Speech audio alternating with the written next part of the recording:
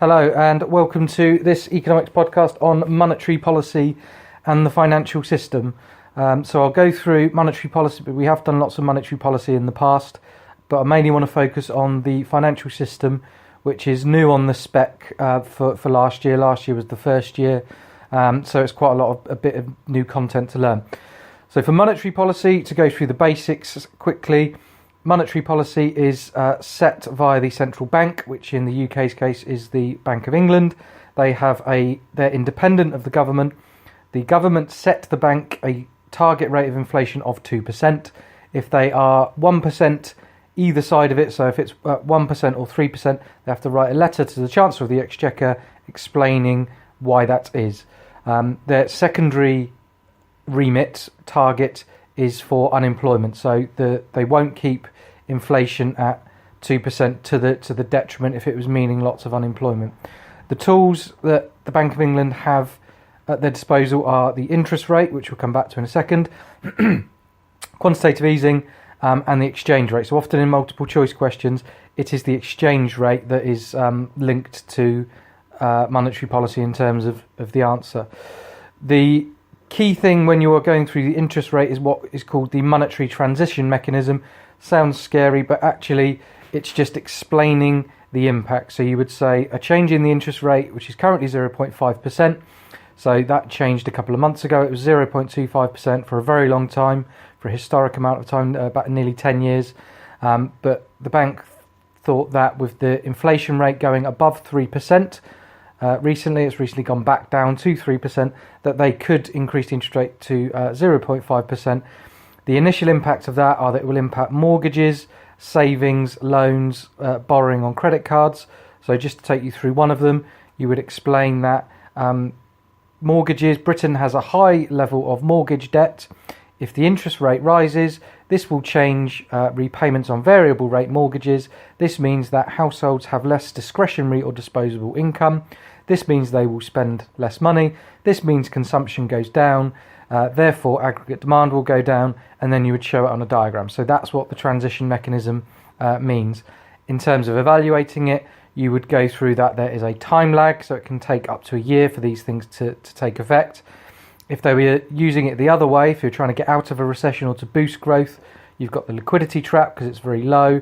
You've also got the fact that not everyone, just because the interest rate has been cut, would spend that additional money that they're saving from, say mortgage repayments. As I said, Britain has a high level of mortgage, but also private debt, so we're quite sensitive to interest rate changes. For quantitative easing, the process, it is the central bank that creates money electronically. They will then buy government bonds.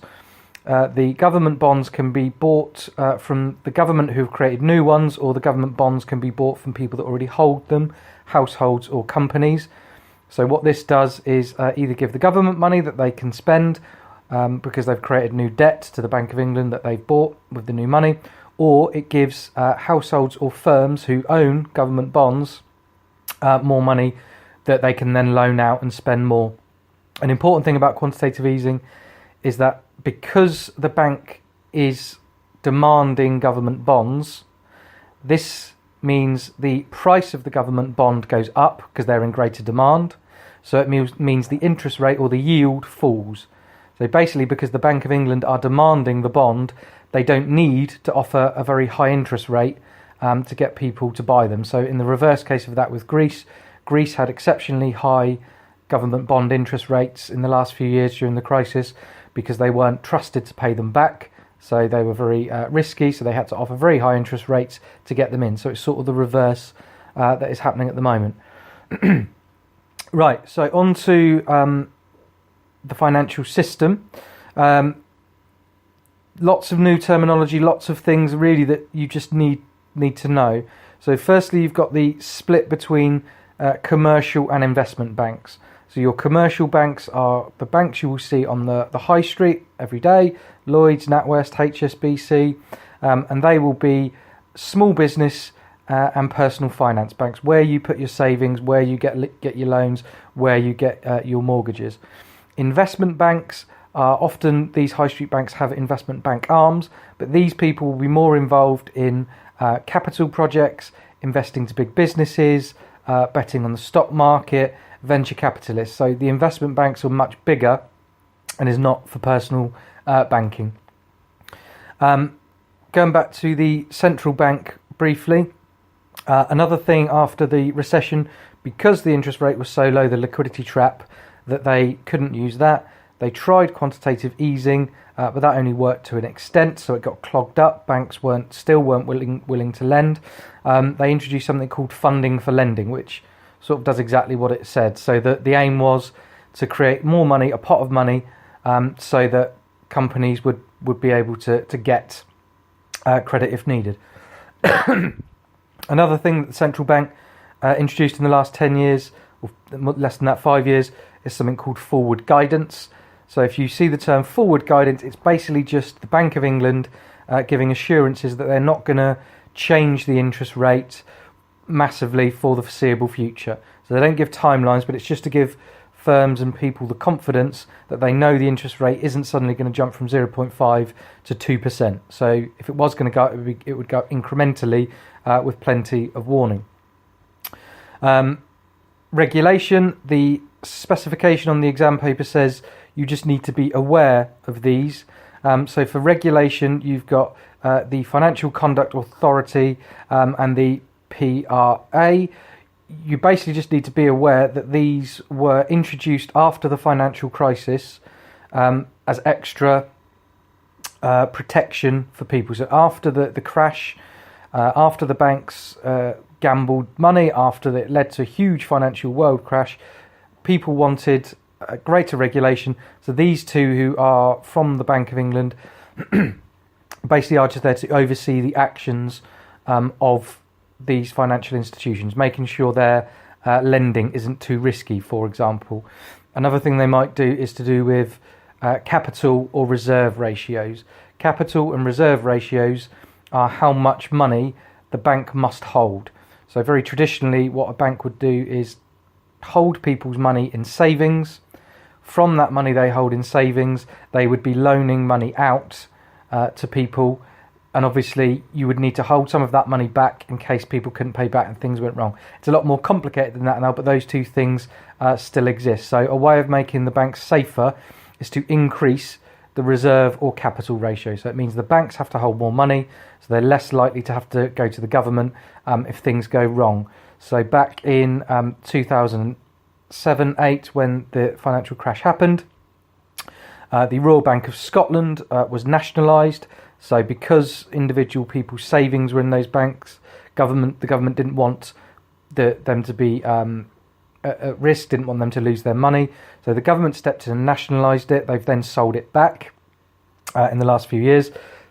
But that was to protect the consumers. So it was that they were too big to fail because it would affect too many people and too many things. So this week with Carillion, the building contractor, the government is saying they are not saving them. So the bank system stretches much further than a company like Carillion. The Virgin Money back in 2007-8 also involved what's called a run on the banks. So because people didn't trust the bank that they could get their money, that everyone tried to get the money at the same time. And if everyone tries to get their money out of the bank at the same time, it is not there because it is being loaned out to other people.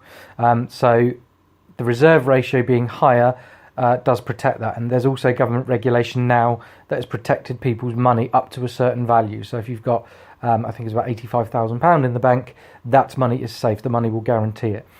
So what the banks, or some of the banks, did 10 years ago now, basically it was what was called over leveraging. They had given loans to people that weren't going to pay it back. That is what the subprime term comes from. People were getting mortgages in that instance for lots of money that they couldn't afford to pay back. And then when the bank tried to call in their homes, because they would have been up for collateral because of a house price crash, those homes were not worth as much as the defaulted debt. So this led to these massive problems. You will also need to know the difference between the money and capital market. The money market is basically for short-term loans, again, sort of more personal loans, money that's going to be in shops. Capital market is for bigger things, long-term debt, long-term projects. These are things that you really just need to be aware of. The most likely questions, there could be an essay question, of which obviously then you would have a choice of 3. My guess is most people would steer away from this, but the more likely way this is going to be tested is through multiple choice questions. So last year in the 2 specimen papers, there have been questions on the functions of money. So the unit of account, store of account, and medium of exchange. So if we didn't have money, specialisation would be pointless because we'd still have to barter. So we need that medium of exchange for the functions of money. Also, in terms of its physicality, it needs to be durable, divisible, and those things. There was a question on one of the specimen papers about the difference between narrow and broad money. So narrow is basically just the money in your pocket in tills. Broad money is all the money held in deposits in banks. We will go through in the next couple of weeks how to work out bond prices, but it is essentially just a percentage. So if the yield on a bond, if you buy a government bond and it is 2% yield, it is just a percentage. So if it was a £100 government bond you had, and it was given a 2% yield, you would just get £102 back over whatever the period of time it was. Liquidity is another question that has come up. So you would get a list of things, money, a government bond, money held in the bank, cash, for example, and you would just have to rate or say which is most liquid. So the most liquid would be the one being cash or nearest to cash. The least liquid is the one that is difficult to turn into money, actual cash. As I've already mentioned when discussed monetary policy, exchange rates often pop up as one of the answers when discussing monetary policy. If monetary comes up, which of the following is an instrument of monetary policy, quite often exchange rates is the answer. There is an outside chance, and we will do a practice of this, that the paper 3, the mixed paper of micro and macro, could be on the financial markets. But there are lots of things to talk about there in terms of behavioural economics. It's a market failure, so you can talk about your negative externalities. There is asymmetric information, so the bankers and the financial institutions know lots more than the consumer, so that asymmetric information is a market failure.